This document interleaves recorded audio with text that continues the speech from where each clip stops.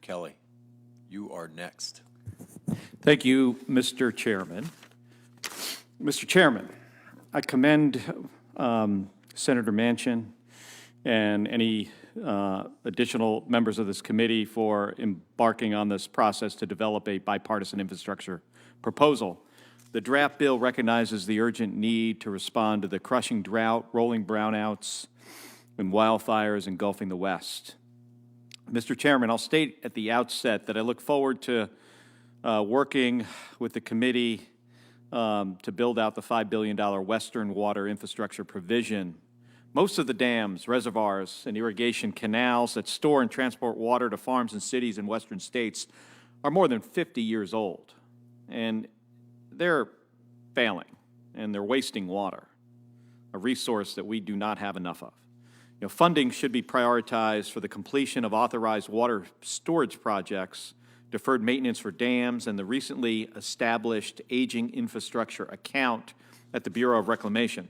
Rural water, Title 16 water recycling, and desalination programs are also a must.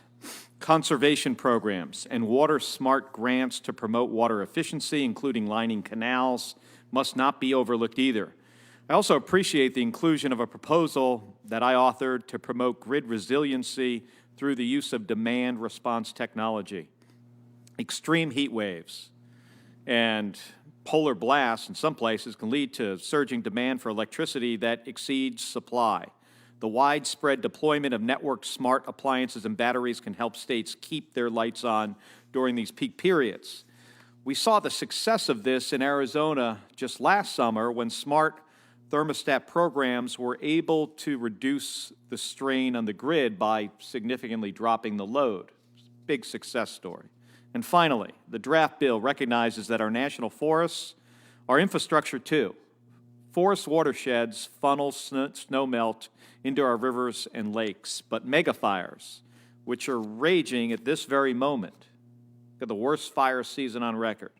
They have devastating and long-term impact on rural communities and water supplies. So my first question is for Mr. Trujillo, and it's about water. The Interior Department is expected to declare its first ever water shortage on the Colorado River very soon, and reclamation is part of an interstate agreement called the Drought Contingency Plan that involves adding 100,000 acre-feet of water to Lake Mead to avoid even steeper water curtailments. So, Mr. Trujillo, what infrastructure will reclamation need to meet this obligation? Thank you very much, Senator Kelly. It is no surprise that we are very much focused on trying to address the issues in the Colorado River Basin. The infrastructure needs we have can include well modernization, funding for system conservation projects, funding for support for tribal system conservation programs, and additional relief that will help build to what the other parties are working on as well.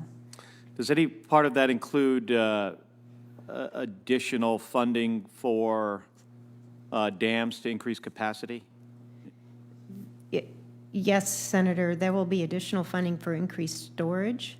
We also have, funding for recycling projects, and Senator Cortez Masto referenced an innovative project that involves large-scale recycling that can be beneficial to Colorado River Basin states and local communities in the area. And on the WIN Act, would you agree that the WIN Act, which expires this year, would you agree that that helps reclamation manage against drought? Thank you, Senator Kelly. The WIN Act has several different provisions, and some of them are definitely helpful with respect to our drought response efforts. Thank you. Ms.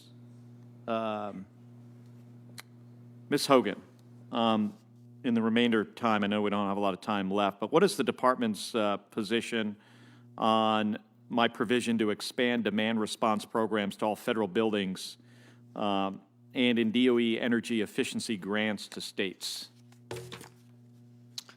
We're very supportive of using the demand response tool as a cost-effective way to contribute to the energy grid. We all know that the last kilowatt that's provided can be an expensive kilowatt, and this is a way to get there more cheaply. And we also believe that sending energy efficiency-related dollars that are good investments in energy efficiency are a good way to lower costs and put dollars that would otherwise be used to pay bills to better purposes. Thank you, Dr. Hogan. Thank you, Mr. Chairman. Thank you, Senator. Senator Hoven. Thanks, Mr. Chairman. Dr. Hogan, Dr. Faith Birol, head of the International Energy Agency, has told this committee that carbon capture